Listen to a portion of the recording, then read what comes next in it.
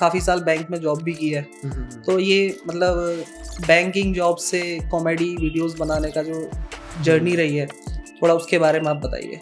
Before वाला part तो बड़ा अच्छा गया जब तक मैं पानी में नहीं गया था। जब मैं पूल में गया, हेयर फाइबर भी उस पानी के साथ ही चला गया। वहां मेरे को फील हुआ कि यहाँ से यहाँ तक की लुक तो सही है, पर ये चीज एम्बेरसमेंट सी थी बहुत, है ना। वो मुझे लगी। पिछले 1-1.5 साल से मैं क्लिनिक्स ढूंढ रहा हूँ पागलों की तरह। मतलब मेरे दिमाग में था कि करवाना है, बट फिर कोई ना कोई ऐसा रीजन, कोई ना कोई ऐसा डाउट मेरे दिमाग में आ जाता था और मैं आइडिया ड्रॉप कर देता था। पर ये जो भी पेरेंट्स जो कहते हैं कि भाई करवाना नहीं, जिन बच्चों को परमिशन नहीं मिल रही, कुछ भी नहीं है, एक नॉर्मल चीज़ है, कुछ भी नहीं है। मैं ओटी के अंदर गया, वो ओटी थोड़ी था, वो था पूरा मतलब नेटफ्लिक्स एंड चिल वाला सीन, बस नेटफ्लिक्स नहीं था वहाँ पे। अभी के लिए तो हमने आपका फ्रंटल कवर किया है, थोड़ा क्राउन किया है, ठीक है। टेम्पल्स आपको चाहिए थे, वो भी एकदम बढ़िया रिडिफाइन हो गए हैं। तो अब कैसा लग रहा है? हेलो क्यूएसटी फैमिली, आज हमारे साथ हैं मिस्टर सौरभ फ्रॉम पंजाब। तो मेरा नाम सौरभ दुग्गल है, मैं पटियाला पंजाब से हूँ। मेरी हिंदी देख के ही पता लग गया होगा आपको कि आ रहा है पंजाबी टच, वो पंजाबियों की थोड़ा होता है ऐसे। तो मैं मतलब पंजाबी में ही बताऊंगा, ठीक है। अब आपको मेरे से अब रुका नहीं जा रहा। तो मैं बेसिकली पटियाला पंजाब तो बिलोंग करदा ते मैं पहला एक्टिंग भी की, थिएटर भी किया, सारा कुछ किया होया मैं। जिनका आज क्यूएसटी क्लिनिक में ट्रांसप्लांट हुआ है, जानेंगे उनसे उनका एक्सपीरियंस कैसा रहा है पूरे प्रोसीजर के टाइम पे। एक्सपीरियंस बहुत ज़्यादा अच्छा था। मैंने बहुत सारी रिसर्च करी है। मतलब पिछले 1-1.5 साल से मैं क्लिनिक्स ढूंढ रहा हूँ पागलों की तरह। मतलब मेरे दिमाग में था कि करवाना है, बट फिर कोई ना कोई ऐसा रीज़न, कोई ना कोई ऐसा डाउट मेरे दिमाग में आ जाता था और मैं आइडिया ड्रॉप कर देता था। बट फिर मेरा कोई शूट था उसमें, लाइक कोई पूल साइड पे कोई ऐसा शूट था जहां हमारी बात हुई थी कि आपने हेयर फाइबर यूज किया था और वो हाँ। तो बिफोर वाला पार्ट तो बड़ा अच्छा गया जब तक मैं पानी में नहीं गया था। जब मैं पूल में गया, हेयर फाइबर भी उस पानी के साथ ही चला गया। वहां मेरे को फील हुआ कि यहाँ से यहाँ तक की लुक तो सही है, पर ये चीज एम्बेरसमेंट सी थी बहुत, है ना। वो मुझे लगी। तो वहां मैंने डिसाइड कर लिया कि करना है। बस उसके बाद क्यूएचटी क्लिनिक मैंने ढूंढा, मतलब एक यूट्यूबर है तो उनकी मैंने वीडियोस देखी 2-3।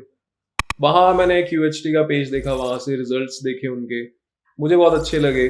तो मैंने थोड़ा बहुत पता भी किया, अच्छा था क्लिनिक। फिर मैंने विजिट किया, विद इन अ वीक मैंने ट्रांसप्लांट डिसाइड कर लिया था कि मैं करवा रहा हूँ। लेकिन रिसर्च आपकी सालों की चल रही थी।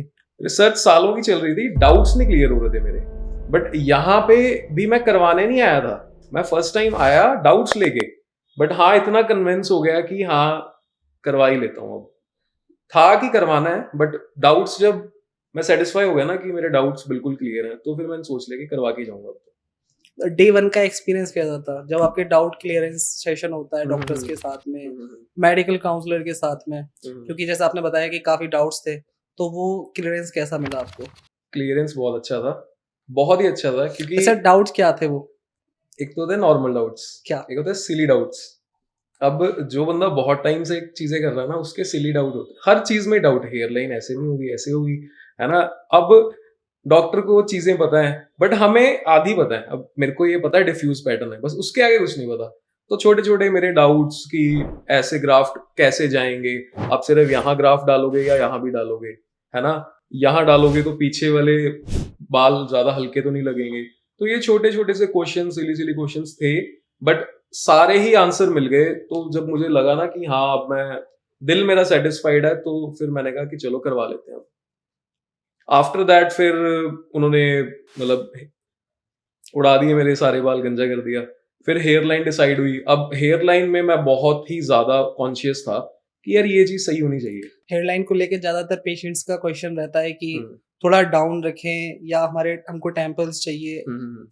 काफी सारे चीजें होती हैं, क्योंकि हमारा जो रिजल्ट है वो भी हेयर लाइन पर डिपेंड करता है कि हमारा लुक कैसा आएगा ट्रांसप्लांट के बाद में। तो हेयर लाइन का एक्सपीरियंस कैसा था आपका? यार मैं ना सभी को ये चीज बोलना चाहता हूँ कि आपको ना वो वाली हेयर लाइन मत लो जो आपने डिसाइड करी हुई है कि यार पहले वाली हेयर लाइन चाहिए, ऐसा चाहिए। अब मेरा क्या हुआ था, मैंने डॉक्टर को बताया मेरी ये डिमांड्स है कि मुझे हेयर लाइन, शायद मैंने भी बोला था थोड़ा नीचे दे दो, है ना, मैं 5 साल छोटा लगने लग जाऊं। बट ऐसा कुछ नहीं है। मैंने उनको मेरी डिमांड्स बताई कि सॉफ्ट हेयर लाइन हो, है ना, इतना मैं पढ़ा हुआ था मैंने, सिंगल फॉलिकल्स डालना आगे, टेम्पल्स थोड़े शार्प रखना। अब उन्होंने बोला कि हम करके देते हैं। मैंने उनको आखिरी में ये चीज बोली थी, ये मेरी डिमांड्स हैं, पर करना आपने आपकी तरह से ही है, कि जो डॉक्टर को अच्छा लगेगा कराऊंगा मैं वही। बस ये इसको थोड़ा सा ध्यान में रखना है, ये चीजें जो मैंने बताई हैं। अदरवाइज चाहिए मेरे को वही जो आपको अच्छी लगे, क्योंकि मैं अपनी पसंद से करा लूंगा, मैं प्रोफेशनल नहीं हूं ना। ऐसे कोई भी बंदा प्रोफेशनल नहीं है। प्रोफेशनल्स को पता आपका रिजल्ट कैसे अच्छा लगेगा, फेस के अकॉर्डिंग क्या जाएगा। तो उन्होंने मेरे को जो चीज रेकमेंड भी करी, थोड़ा सा मेरे अकॉर्डिंग मॉडिफाई भी कर दिया। जब उन्होंने थम्स अप करा तो मैंने कहा डन। काफी टाइम दिया उन्होंने मेरे को, 1-1.5 घंटा सिर्फ हेयरलाइन पे डेडिकेटेडली एक डॉक्टर ने दिया मेरे को, कि यहाँ से ठीक नहीं लग रहा चेंज कर दिया, यहाँ से नहीं लग रहा चेंज कर दिया। काफी टाइम दिया उन्होंने। हेयरलाइन का वाकई में टाइम टेकिंग प्रोसेस है, क्योंकि सब कुछ उसी के बाद स्टार्ट होता है। बिल्कुल। लेकिन पहले से कुछ माइंड में था आपके कि मेरे को ऐसी हेयरलाइन चाहिए, या कोई सेलिब्रिटी या बॉलीवुड स्टार कोई हो कि भाई मेरे को ऐसी हेयरलाइन रखनी है? मेरे इंस्टाग्राम पे ना एक साल पहले शुरू हुआ था, ट्रांसप्लांट करके ना एक फोल्डर, सेव्ड में फोल्डर पड़ा है, दिखा देता हूँ मैं आपको। वो मैंने 1 साल पहले ना उसमें वीडियो सेव करनी शुरू कर दी थी। उसमें सब कुछ है, हेयर लाइन भी है, ट्रांसप्लांट के बाद हेयर स्टाइल कैसा रखना है, कोई हेयर स्टाइल पसंद आया उसको ना सेव में डाल के ट्रांसप्लांट में डाल दिया, ताकि वो रहे ऐसा। तो ये मैंने मतलब ट्रांसप्लांट करके फोल्डर डाला हुआ था, ये देखो। यहाँ पे सारी वो हेयरलाइंस हैं जो आपको पसंद आई मतलब हैं। मुझे, हाँ, इन बंदों की हेयर लाइंस, किसी का हेयर स्टाइल है ना, किसी का, मतलब ये चीजें पसंद आ रही थी तो मैं सेव करता जा रहा था। बट आइडली मैंने कुछ नहीं देखा। जब मैं वहां गया ना तो मैंने कुछ नहीं कहा, मैंने जस्ट उनको ये बोला था कि मेरी लुक पहले जैसी थोड़ी बहुत आ जाए। मैंने अपनी पहले की हेयर लाइन दिखाई, और मैं ना अपनी डिमांड्स तब रखता जब डॉक्टर से सेटिस्फाइड ना होता। डॉक्टर ने मेरे को एक थोड़ा सा तैयार करके दी चीज, मुझे उसमें ही लगा कि यार हाँ बहुत अच्छा लग रहा है। किसी की कॉपी करने की जगह मेरे फेस के अकॉर्डिंग ही डॉक्टर ने मेरे को हेयर लाइन दे दी, तो कॉपी करने की जरूरत ही नहीं है किसी की हेयर लाइन। मतलब डॉक्टर ने फर्स्ट टाइम जो हेयर लाइन ड्रॉ करी ना, मेरे को उसी में ही 90% मैं सेटिस्फाई हो गया था कि यार यही चाहिए, कि ऐसा कुछ चाहिए मेरे को। आपने काफी केसेस देखे होंगे अदर क्लिनिक्स पे, जो ट्रांसप्लांट होता है, ट्रांसप्लांट के बाद में एक हेयर लाइन में नेचुरल लुक नहीं आता है। हमने आपकी हेयर लाइन में एक जिगजैग पैटर्न भी दिया है, अगर आप देखेंगे उसको, आपने फोन में देखा होगा या मिरर में चेक करेंगे तो एक नेचुरल जिगजैग पैटर्न मिलेगा, जो कि एक नेचुरल हेयर लाइन के लिए काफी ज्यादा जरूरी है। ये ना मैं बताता हूँ, मैंने एक क्लिनिक विजिट किया था आज से 6 महीने पहले। चुल तो चल रही थी पूरी ट्रांसप्लांट वाली, 6 महीने पहले मैंने क्लिनिक विजिट किया, वहां पे हेयर लाइन दी थी। अब वो भी सही लगी मेरे को तो, बट फिर मुझे पता लगा कि वो ना काफी सीधी थी एक तो हेयर लाइन, और वहां पे फिर क्योंकि यहाँ पे हल्का बता दिया था मेरे को जिगजैग वाला ये सीन, वहां पे ऐसा कुछ मेरे को बताया भी नहीं था, या थोड़े बहुत आंसर्स भी ऐसे नहीं मिले मेरे को, तो वहां भी मैंने ड्रॉप कर दिया था। बट ये चीज मेरे को बड़ी अच्छी लगी कि जैसे अगर आप बेसिकली ना, ट्रांसप्लांट करवाने का यही है, मोटिव ही ये है कि बाल लगवाओ, सामने वाले को पता ना लगे। तो ये जो जिगजैग रखते हो ना, ये चीज बेस्ट है कि नेचुरल लग रही है चीज, इससे ज्यादा क्या है, यही चाहिए बंदे को। साथ में आपका जो बॉल्डनेस पैटर्न है वो भी डिफ्यूज केस में आता है। इस तरीके के केसेस भी थोड़ा टिपिकल होते हैं, क्योंकि हमें एग्जिस्टिंग हेयर ग्राफ्ट के बीच में ग्राफ्ट को इम्प्लांट करना है। तो इस बारे में अगर आपकी क्या रिसर्च रही है, थोड़ा उसके बारे में बताओ। ज्यादा मेरा डिले करने का रीजन भी यही था, क्योंकि डॉक्टर्स तो बोल देते थे ग्राफ्ट डल जाएगा, मैं ना खुद ऐसे करके देखता था अपना। मैंने कहा यार यहाँ ग्राफ्ट कैसे डलेगा, अगर गंजा होता तो डल जाता। तो मैं इसी डाउट में कि यार कुछ गलत ना हो जाए, जितने हैं वही ना चले जाएं, ये वो दिमाग में चलता रहता था। तो फिर इसलिए मैं नहीं करवा रहा था। बट फिर बताया डॉक्टर्स ने कि यार हो जाएगा, कोई प्रॉब्लम नहीं है, यहाँ पे एग्जिस्टिंग है, यहाँ वाले हम बचा लेंगे, यहाँ और यहाँ से ज्यादा गए हुए हैं तो ट्रांसप्लांट करेंगे। सर्जरी से बाकी मेडिसिन से जो एग्जिस्टिंग हेयर है वो तो हेल्दी हो ही जाते हैं बाद में। सर्जरी के स्टार्ट होने से पहले आपका डिस्कशन चल रहा था डॉक्टर से, आपके माइंड में था कि हम पूरा का पूरा स्कैल्प आपका कवर करें, लेकिन बीच में जो आपका मिड स्कैल्प है वहां पे आपकी डेंसिटी थोड़ा ठीक है, जो कि मेडिसिन से क्योर हो सकती है, लेकिन आपका पॉइंट था कि वहां पे भी ट्रांसप्लांट होना चाहिए। तो अभी के लिए तो हमने आपका फ्रंटल कवर किया है, थोड़ा क्राउन किया है, ठीक है, टेम्पल्स आपको चाहिए थे वो भी एकदम बढ़िया रिडिफाइन हो गए। तो अब कैसा लग रहा है? बढ़िया लग रहा है। पहले मैं सोच रहा था कि मिड में मेरे थोड़े से बाल डाल दो, बट मेरी डॉक्टर से बात हुई थी, बेसिकली वो बाल थिन है, वो मेडिसिन से वो बाल अपने आप थिक हो जाएंगे। अब अगर मैं यहाँ पे डलवा लेता ग्राफ, तो उनका पॉइंट ये था कि मतलब 4 थिन हेयर हैं, उसके बीच में एक डाल देंगे तो वो बाकी 4 खराब कर देगा, तो बिल्कुल। फायदा ही नहीं है, एक डालेंगे तो 4 खराब होंगे। तो वो लॉजिकल चीज बताई उन्होंने, तो मैंने कहा ठीक है, ऐसे ही ठीक है। बिल्कुल। तो नंबर ऑफ ग्राफ्ट्स कितने लगे हैं आपके? 5000 के अराउंड लगे मेरे ग्राफ्स। 5000 including temples? हाँ, इंक्लूडिंग टेम्पल्स, ये फ्रंट का एरिया और ये क्राउन पे। ओटी के अंदर जब आप जाते हैं तो काफी पेशेंट्स की हालत खराब हो जाती है कि भाई क्या होने वाला है, कैसा होगा। आपकी क्या मतलब आपके माइंड में क्या चल रहा था? ओटी में जाने से पहले नर्वस तो मैं नहीं था, क्योंकि मैंने जैसा बताया आपको, 1 साल से मैं देख रहा हूँ सबकी जर्नी। मुझे पता था एनेस्थीसिया में दर्द होगा। देखो, दर्द तो नो पेन नो गेन है ना, थोड़ा बहुत दर्द तो होता ही है। मैं नर्वस ज्यादा तो नहीं था, एक्साइटेड ज्यादा था, नर्वस थोड़ा बहुत था। मैं ओटी के अंदर गया, वो ओटी थोड़ी था, वो था पूरा मतलब नेटफ्लिक्स एंड चिल वाला सीन, बस नेटफ्लिक्स नहीं था वहां पे। एनेस्थीसिया के टाइम पे दर्द हो गया थोड़ा सा, चलो, उसके बाद मैं सो गया बीच में। फिर मेरी आंख खुली, डॉक्टर कह रहे साइड ले लो, हाँ मैंने साइड ली। फिर वहां मैंने थोड़ा एनेस्थीसिया था, एकदम से थोड़ा कम हुआ, फिर मैं नोटिस कर रहा हूँ, मैंने कहा फुल चिल माहौल, मतलब फुल चिल था माहौल। ओटी ओटी नहीं था, उसका ओटी नाम रख के कुछ और रखो, ये हटाओ, मतलब बढ़िया था सीन, बहुत चिल था। डॉक्टर्स बहुत बढ़िया थे, हम बात करते रहे।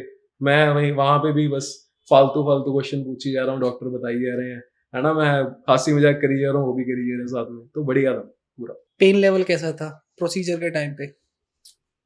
एनेस्थीसिया के टाइम पे दर्द होता है, थोड़ा बहुत? बहुत माइनर, मेरे को तो फील ही नहीं हुआ। ऑनेस्टली बताऊं, मेरे को कुछ मतलब 10 घंटे 11 घंटे मेरी सर्जरी चली, लगा लो कि हर 2 घंटे बाद 2-3 मिनट का पेन, वो भी बहुत मिनिमल, आपको पता भी नहीं लगेगा, मतलब बहुत मिनिमल पेन। ऐसा कुछ नहीं है कि कोई बेयर नहीं कर सकता, कुछ कुछ भी नहीं, पता भी नहीं लगेगा। सर्जरी के बाद जब आपने खुद को देखा था, फोन में देखा होगा या शीशे में हम्म, देखा होगा, तो हम्म। कैसा लगा मतलब जो इम्प्लांटेशन हुआ है?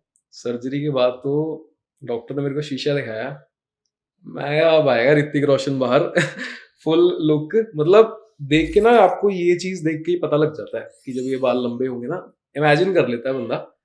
मैंने कर लिया था इमेजिन कि अब हुण टॉर निकलूगी फुल हुण ओके है काम। मतलब जो 3-4 सालों से जो स्ट्रगल चल रही थी ना बालों को लेके, अभी छोटे नहीं करा सकते, स्कैल्प दिखेगा, है ना, कोई हेयर स्टाइल ऐसा नहीं कर सकते स्कैल्प दिखेगा, पानी में नहीं जा सकते, हेयर फाइबर लगाना ही लगाना है शूट से पहले, ये झंझट आने वाले 3-4 महीने में खत्म है, और ये मेरे लिए बहुत बड़ी बात है, तो बढ़िया है। हेयर ट्रांसप्लांट के बाद में एक शेडिंग फेज आता है, हम्म। उसके बारे में अगर आपने रिसर्च कराया तो उसके बारे में पता होगा। शेडिंग फेज को लेके माइंड में कुछ भी नहीं है, मेरे को पता है कि जो बाल लगे हैं वो थोड़े थोड़े बड़े हो जाएंगे 1 महीने में, आपको लगेगा क्या बात है, जब लगेगा क्या बात है फिर वो झड़ जाएंगे, फिर आपको लगेगा ओ शिट मेरा ट्रांसप्लांट खराब हो गया, पर ऐसा कुछ नहीं होता। तीसरे महीने के बाद जाके फिर वो जड़ें अंदर रह जाती हैं, वो छोटे छोटे बाल ग्रो होने शुरू होते हैं, 6-8 महीने में आपका प्रॉपर अच्छा रिजल्ट, आपको दिखने लायक रिजल्ट आ जाता है, और 1 साल तक कंप्लीट आ जाता है। तो रिजल्ट तो आप मतलब रिसर्च आपने थोड़ा अच्छे से ही किया है, बढ़िया। फुल कंप्लीट रिजल्ट आने में 8 से 1 साल का, ये 8 महीने से 12 महीने का टाइम हाँ लगेगा। हाँ हाँ हाँ। क्योंकि जो हमारा हेयर साइकिल है जैसे वो कंप्लीट होता है, कुछ हमारे जो हेयर ग्राफ्ट्स हैं वो शेडिंग फेज में रहते हैं, हम्म, और कुछ ग्राफ्ट्स हमारे ग्रो करते हैं। लेकिन एक टाइम पे आके जब पूरा साइकिल कंप्लीट हो जाता है तो हमारी हेयर साइकिल जो सारे ग्राफ्ट्स हेयर ग्राफ्ट्स हैं वो एक ही मतलब एक साइकिल में चलते हैं, तो सेम ही ग्रो करेंगे और सेम ही मतलब उनका शेडिंग चलता है। बिल्कुल। तो एक अच्छी डेंसिटी हमको जरूर देखने को मिलेगी फ्यूचर में। Hope for the best. काफी साल बैंक में जॉब भी की है, तो ये मतलब बैंकिंग जॉब से कॉमेडी वीडियोस बनाने का जो जर्नी रही है, थोड़ा उसके बारे में आप बताइए। कीड़ा तो मेरे को पहले से ही था, वो कीड़ा डब स्मैश के टाइम का, फिर वो डब स्मैश से म्यूजिकली पे आ गया, फिर वो टिकटॉक पे भी आ गया, अच्छे वाले कंटेंट टिकटॉक पे भी, फिर वो इंस्टा रील्स पे भी आ गया, मतलब एक्टिंग थिएटर ये सारी चीजें ना थी खून में ही, मतलब करना है यही चीज करनी है।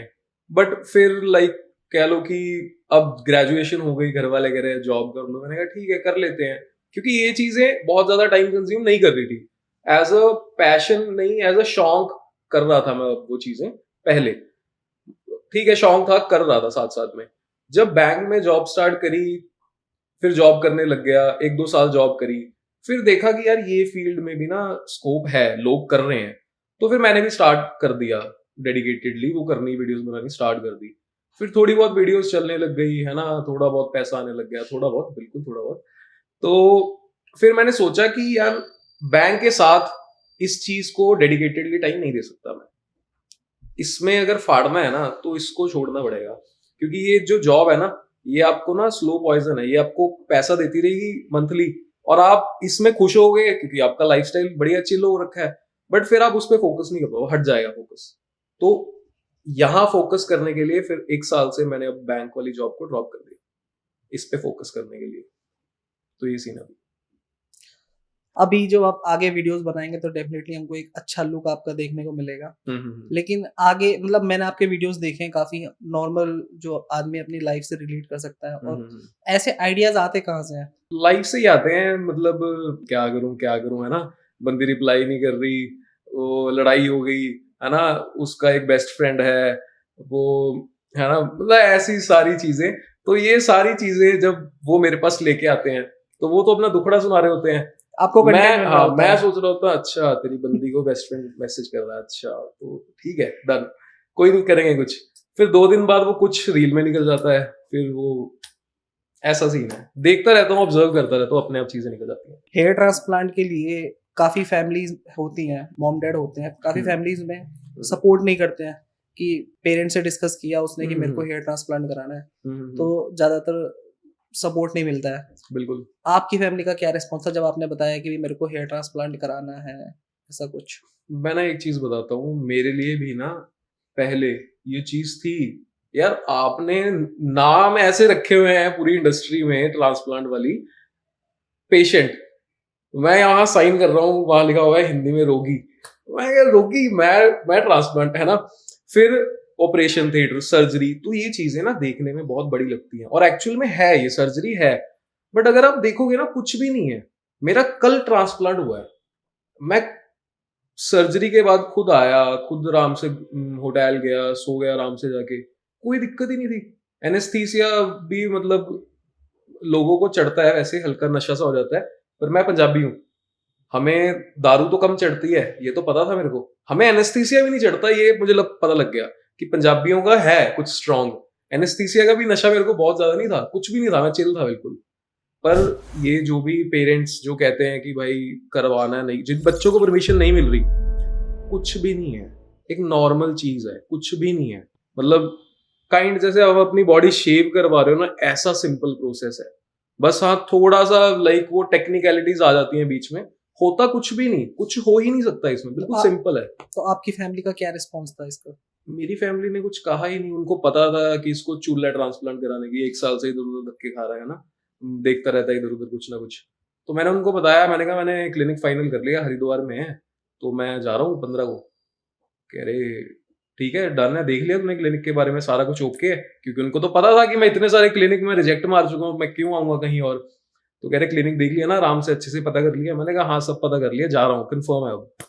15 को आया डाउट्स लेके, दिल में डाउट्स तो थे, ये था क्लियर होंगे तो करवा लूंगा, डाउट्स लेके आया, क्लियर हुए तो करवा लिया मैंने।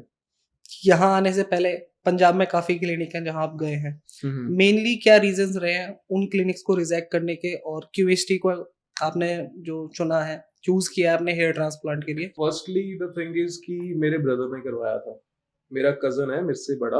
अब बड़ा भाई होने के फायदे होते हैं, तुम्हें सब कुछ पहले ही पता लग जाता है जो तुम्हारे साथ होने वाला है अगले 2 साल में। तो मेरे को उसको देख के पता लग गया कि भाई बाल तो तेरे भी जाएंगे, और फिर पहले ही रिसर्च शुरू कर दे ताकि तेरे बाल बच जाए। भाई को देख के तो आपने मतलब आपके फादर, ये आपका जेनेटिक बॉल्डनेस है? जेनेटिक, मेरे बाल बहुत अच्छे थे पहले, बट चलो जेनेटिक हेयर फॉल आ गया तो आ गया। बट मैंने किए काफी क्लिनिक्स, मैंने रिसर्च करी काफी क्लिनिक के बारे में। मेरे भाई ने एक क्लिनिक से करवाया था पंजाब में, उसके रिजल्ट्स ना मेरे को बहुत ज्यादा अपीलिंग नहीं लगे।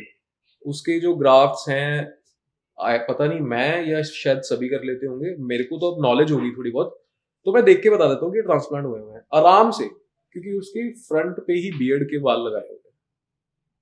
तो ये चीज मेरे को ठीक नहीं लगी। फिर कई क्लिनिक्स में मैं जाता था, प्रॉपर सेटिस्फेक्शन फील नहीं होती थी कि यार नहीं मजा नहीं आया।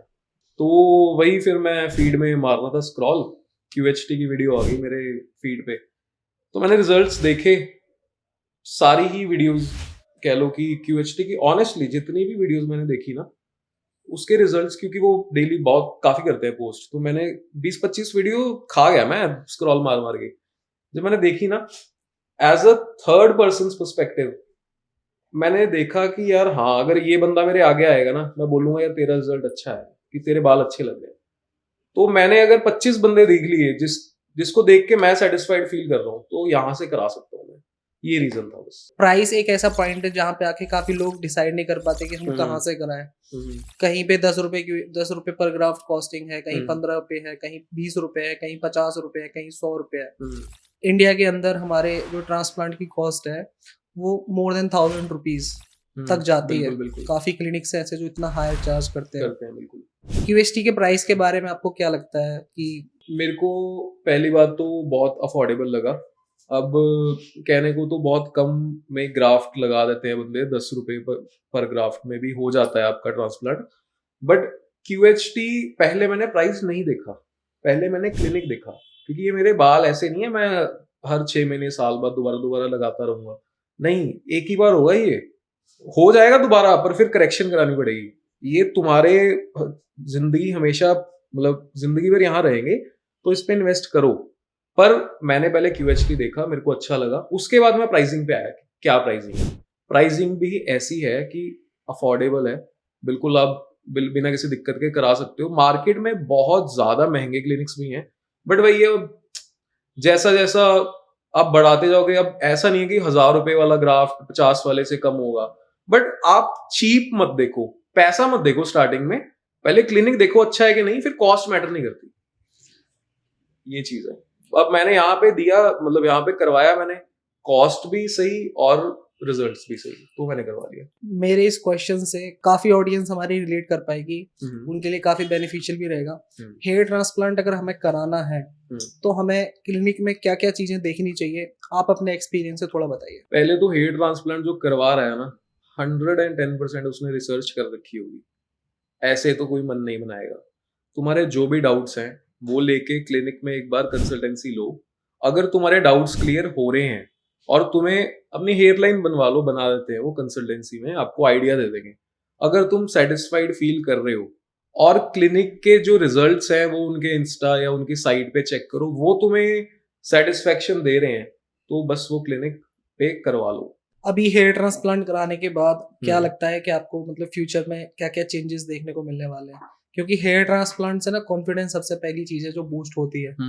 ठीक है, तो आप थोड़ा बताइए कि मतलब क्या लग रहा है आपको कि अब हेयर ट्रांसप्लांट के बाद में क्या क्या चेंजेस देखने को मिल रहे हैं? हेयर ट्रांसप्लांट के बाद एक चीज तो फॉर श्योर है कि अभी तो बल्कि हूं मैं, थोड़ा सा कट किया था पहले, पर फिर बाल नहीं थे।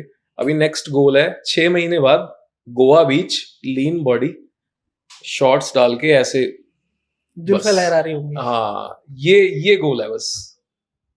और बाकी तो कॉन्फिडेंस में तो बहुत फर्क आता ही है। अब जितना मर्जी बोल लो, मैं खुद बहुत कॉन्फिडेंट हूँ, मेरे को बाल है नहीं है बहुत कोई फर्क नहीं पड़ता, क्योंकि मतलब पड़ता है, पर कॉन्फिडेंस पे कोई फर्क नहीं आता बहुत ज्यादा मेरे।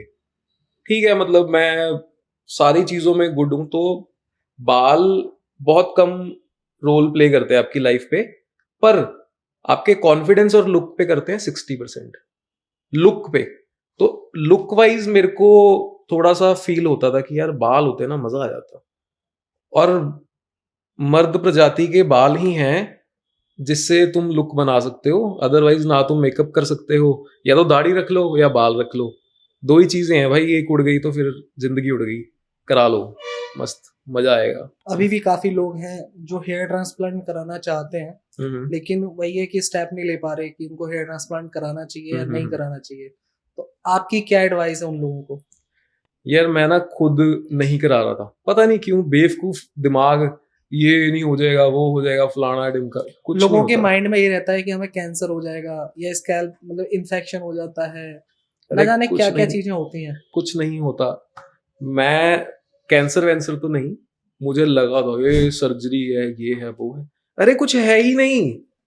मैं सुबह गया OT में आराम से खा पी के बढ़िया, जाके वहां पे एक बेड लगा हुआ है, मैं लेट गया, पूरा एक्सपीरियंस बताऊँ, मैं ओटी में गया, खाया मैंने, पहले होटल में खाया, फिर ओटी में गया, ऐसे लेट गया। अब वहां पे स्टार्टिंग में पहले तो कुछ दवाइयां खिलाई मेरे को, उसके बाद अब एनेस्थीसिया का दर्द भी इतना ज्यादा नहीं होता, उनके पास एक चीज होती है, वो लगातार टैप होता रहता है आपके स्किन पे, हाँ वाइब्रेटर, तो उसके साथ ही वो इंजेक्शन लगा देते हैं, पेन नहीं होता। एक्चुअल में मेरे को नहीं हुआ, वो आपका एरिया सुन हो जाएगा, सुन होने के बाद, अच्छा सुन होने के बाद वो बंद कर देते हैं यूज करना, तब थोड़ा थोड़ा होता है, उसके बाद आपके बाल निकल रहे हैं, लग रहे हैं, कुछ नहीं पता आपको। 12 घंटे के बाद थोड़ा बहुत पेन लेने के बाद मैं बाहर आया, बिल्कुल नॉर्मल, मैं जैसा आप हूं ना वैसा ही मैं कल था, बिल्कुल नॉर्मल बात कर रहा था, बिल्कुल ये पट्टी वट्टी बंधी हुई है बस, उसके अलावा कुछ भी, बिल्कुल नॉर्मल इंसान की तरह रहोगे, आपको लाइफ में कुछ चेंज नहीं होगा, आपके एक दिन के लिए भी चेंज नहीं होगा।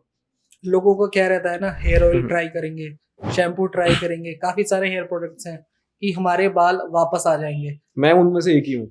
आपने भी ये सारी चीजें ट्राई करी सब घर के नुस्खे, प्याज का पानी, ये वो सब लगा लिया मैंने, कुछ नहीं होता, सब वेस्टेज ऑफ टाइम, फालतू चीजें हैं, कुछ नहीं होता। जो बाल चले गए, जैसे जो लड़की चली गई उसको छोड़ दो, वैसे ही बाल भी ऐसे हैं, अगर चले गए तो छोड़ दो, ट्राई मत करो, नहीं आएगी वापस, वो नहीं आएंगे वापस, तो ये सीन है। अच्छा, मेरा एक क्वेश्चन रह गया था, बैठ गए, अब हम पूछ लेते हैं। वैसे मैं डॉक्टर से पूछता, जो बैक से हमारे बाल निकालते हैं वो दोबारा ग्रो करेंगे?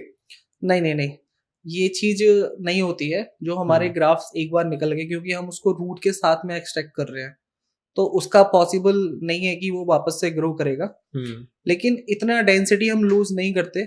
अगर आप देखेंगे, मतलब जहाँ पे हमारे 5 हेयर ग्राफ्ट्स हैं या 4 हेयर ग्राफ्ट्स हैं, वहां से हम एक ग्राफ्ट को एक्सट्रैक्ट कर रहे हैं। ओके। तो वो प्रॉपर डेंसिटी को मेंटेन रखते हैं। ऐसे कोई मतलब पता नहीं चलता कि हमारे यहाँ से ग्राफ्ट निकाले गए हैं या कम हो गए हैं। लेकिन अगर आप 0 ट्रिम करेंगे तब थोड़ा मिनिमम पता चलता है। आपके जितने बाल रखूंगा साइडों से, नहीं दिखेगा इसमें? बिल्कुल नहीं पता चलेगा। बस फिर सही है। हेयर ट्रांसप्लांट के बाद में जब स्वेलिंग आती है हमारी, 2-3 दिन में हो सकता, आपके केस में भी हो सकता है वो, लेकिन वो पेशेंट टू पेशेंट डिपेंड करता है, आए ना आए, ठीक है। लेकिन काफी लोग ना घबरा जाते हैं कि मतलब क्या हुआ है क्या नहीं हुआ है। तो स्वेलिंग को लेके आपके माइंड में क्या थॉट थे? मेरे माइंड में कोई थॉट नहीं थे, मैंने ऑलरेडी पढ़ा हुआ था कि स्वेलिंग आ सकती है, मेरे चोट भी लगती है, वहां भी स्वेलिंग आ जाती है, तो ये तो नॉर्मल है। अगर तुम्हारे कुछ बाल लगे हैं तो swelling is very much normal. If doctor is saying कि ठीक है हो सकता है आपको, तो हो सकता है। बट हाँ, उन्होंने मेरे को ये चीज बोली थी कि ये टेप लगी हुई है, ये मत उतारना, ये उतारोगे तो स्वेलिंग नीचे आ जाएगी। बिना टेप लगी हुई के भी नीचे आ जाए मेरे को तो भी कोई प्रॉब्लम नहीं है, क्योंकि वो ठीक हो जाएगी। मैंने देखे हैं ऐसे यूट्यूब पे केसेस की बंदों को स्वेल हो जाता है फेस, 4-5 दिन में बैक टू नॉर्मल। आपकी दवाइयां तो चल ही रही हैं, तो थोड़ा बहुत तो होता ही है। कोई इंटरनल चोट लगती है उस पर भी सूजन आ जाती है, नील पड़ जाता है, तो ये चीजें नॉर्मल है। डॉक्टर ने बोल दिया नॉर्मल है तो नॉर्मल है। प्रिकॉशंस को लेके क्या क्या आपका डिस्कशन रहा है डॉक्टर्स के साथ, थोड़ा वो चीजें बताइए आप। प्रिकॉशंस बेसिकली उन्होंने बताया था कि मतलब आज लाइक मैंने 15th को कराया था, 21st तक हाथ नहीं लगाना, स्लाइन वाटर 1-1 घंटे बाद स्प्रे करते रहना आपको। 21st को आप अपना फर्स्ट हेड वॉश कर सकते हो बिना टच किए, वो लाइक बेबी शैम्पू को, हाँ बेबी शैम्पू को वैसे उसकी झाग सी बना के उसको ऐसे ऐसे करके वो आप बॉटल से सर धो लो। मिनरल वाटर आपको यूज करना अपने स्कैल्प पे फॉर 1 मंथ। उसके बाद सेकंड डे पे वही हेड वॉश 2 बार करना है। थर्ड डे पे 23rd को थोड़ा सा आप रब कर सकते हो अपने स्कैल्प को। उसके 3-4 दिन क्रूशियल होते हैं बस। उसके बाद फिर धीरे धीरे हमारे जो स्कैब्स हैं वो निकलने शुरू हो जाते हैं, और जो हमारे बेबी हेयर्स हैं वो दिखना स्टार्ट होंगे। हाँ, थोड़े टाइम के लिए, फिर शेडिंग फेज आ जाएगा। आफ्टर 1, आप मतलब इसको कह सकते हैं 4 वीक्स के बाद में जो हमारा शेडिंग फेज स्टार्ट हो जाता है, और 3 से 4 महीने तक वो चलता है।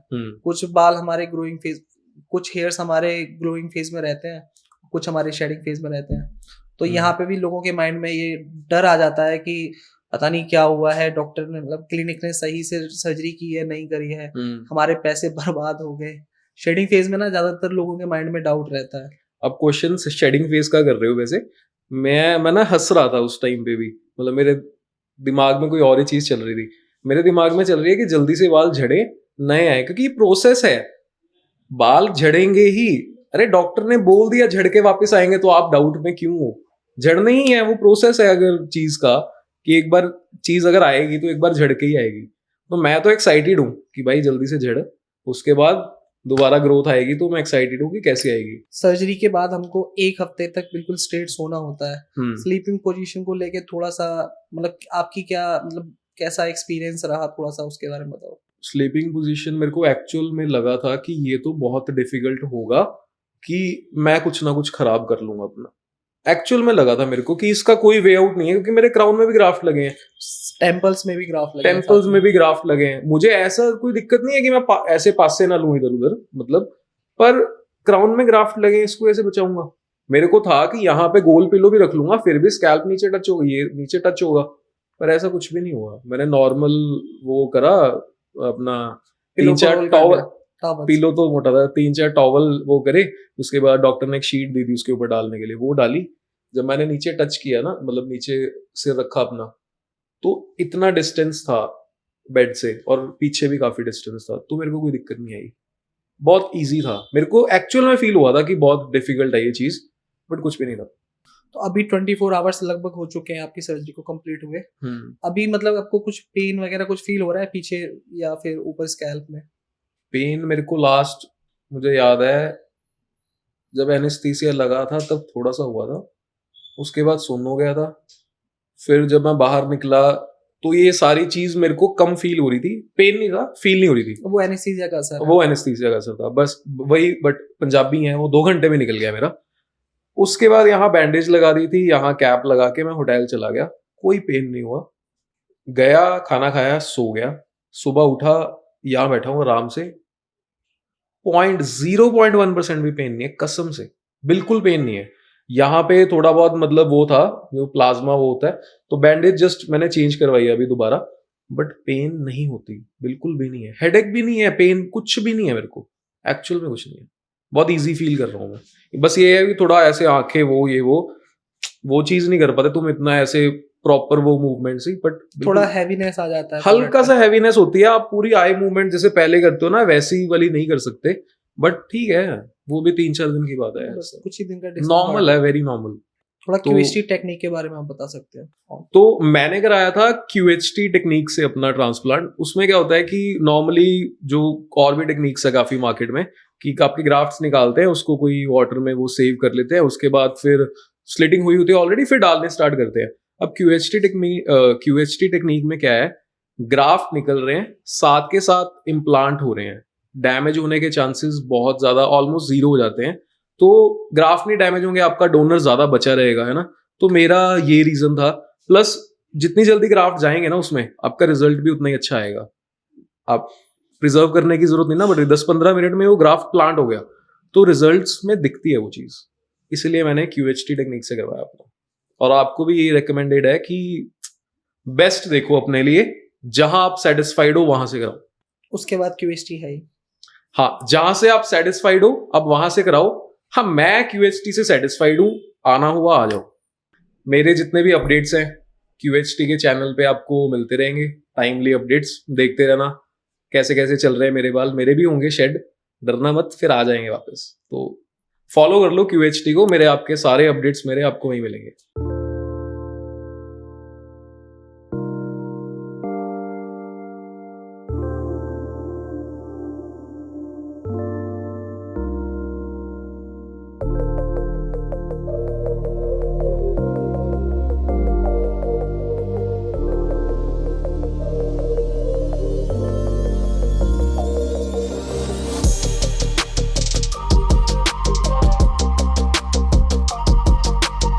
हेलो फ्रेंड्स, अगर आपने अभी तक हमारे चैनल को सब्सक्राइब नहीं किया है तो प्लीज इस वीडियो को लाइक कीजिए, शेयर कीजिए और हमारे चैनल को सब्सक्राइब कीजिए। और ध्यान रहे बेल आइकन दबाना ना भूलें, जिससे हमारे हर वीडियो का अपडेट आपको समय समय पर मिलता रहेगा।